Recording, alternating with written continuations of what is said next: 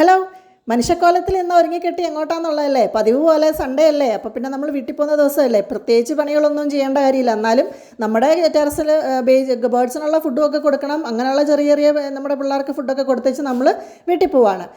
പോകുന്ന വഴിക്ക് റെസ്റ്റോറൻറ്റിൽ കയറി ഫുഡ് കഴിക്കാമല്ലോ. അപ്പം പിന്നെ ആ പോകുന്ന വഴിക്ക് കണ്ട ഗാർഡനാണ്. സൈഡിലോട്ടൊരു വലിവ് അധികം വലിയണ്ടെന്നുള്ള എൻ്റെ ഹസ്ബൻഡിൻ്റെ നോട്ടം കൊണ്ട് നേരെ മിണ്ടാതങ്ങ് നടന്നങ്ങ് പോകും. അപ്പോൾ നമ്മൾ ബ്രേക്ക്ഫാസ്റ്റൊക്കെ കഴിച്ച് ഹോട്ടലിൽ നിന്ന് ഇറങ്ങി. ഇനിയും നീണ്ട ഒരു ഡ്രൈവാണ്. കുറേ നേരം ഒരു മണിക്കൂർ എടുക്കും നമ്മൾ വീട്ടിൽ പോകാനായിട്ട്. ഇന്ന് ഇച്ചിരി ലേറ്റായിപ്പോയി ഞാൻ പണിയൊക്കെ കഴിഞ്ഞ് ഇറങ്ങി വന്നപ്പോഴത്തേക്ക്. അപ്പോൾ അത്രയും സമയം ഒരു 1.5 മണിക്കൂർ എടുക്കും നമ്മൾ വീട്ടിൽ പോകാനായിട്ട്. എങ്ങനെയാണെന്ന് അറിയത്തില്ല. എല്ലാ സൺഡേസിലും നമ്മൾ വരുന്ന സമയത്ത് ഇയാളിവിടെ ഹാജരാണ്. അവനെങ്ങനെ ഗണിച്ചറിയുമെന്നറിയത്തില്ല. അപ്പം പപ്പ ഇങ്ങനെ പറഞ്ഞിട്ട് പോവുകയാണ്, അവൻ സാധാരണ ഇവിടെ വരാറേ ഇല്ലെന്ന്.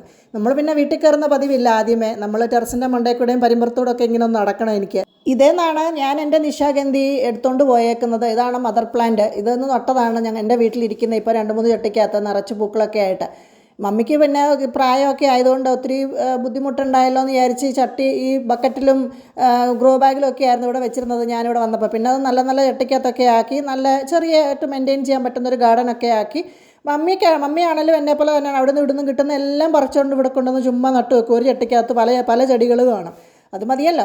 എൻ്റെ കയ്യിൽ ഇല്ലാത്തൊരു ചെടിയായിരുന്നു ഈ യെല്ലോ കളർ ശംഖുപുഷ്പം. അതിൽ നിന്ന് ഞാൻ ഒരു സീഡ് എടുത്തിട്ടുണ്ട്. ഇന്ന് പപ്പായ്ക്ക് പുറത്ത് പോയി ഫുഡ് കഴിക്കണമായിരുന്നു. അപ്പോൾ നമ്മൾ പുറത്ത് ലഞ്ചൊക്കെ കഴിച്ചേച്ച് പിന്നെ വന്നൊന്ന് കിടന്നുറങ്ങി ഒരു ചായയൊക്കെ കുടിച്ച് കഴിഞ്ഞിട്ട് മമ്മി പാക്ക് ചെയ്ത് വെച്ച് സാധനങ്ങൾ കൊണ്ടുപോകാനായിട്ടുള്ളത്. അപ്പം നമ്മൾ പതുക്കെ ടാറ്റയൊക്കെ പറഞ്ഞ് ഇറങ്ങി.